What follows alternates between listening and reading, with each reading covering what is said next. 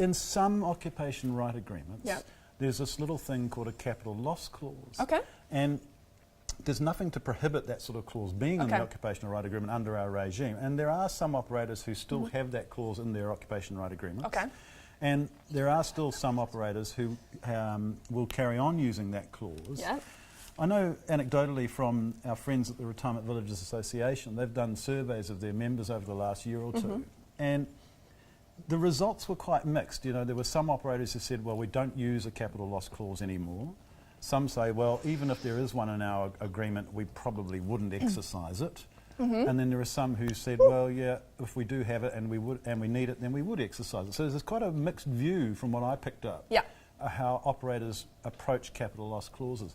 The consequence for a resident Right. was that, yeah, if the property values were suddenly to adjust negatively in a major way and then they terminated, then they're exposed to having to contribute towards the operator's losses. And people say, well, that's a bit of a hot issue, isn't it, Troy? Because on one side you're saying, I'm not going to get a share of any gain, but you're telling me I'm potentially liable for paying the operator's losses. Yeah, exactly. So it's a heated issue. It's not a common issue, but then the way that our industry's been for the last decade has been mostly appreciative. Okay.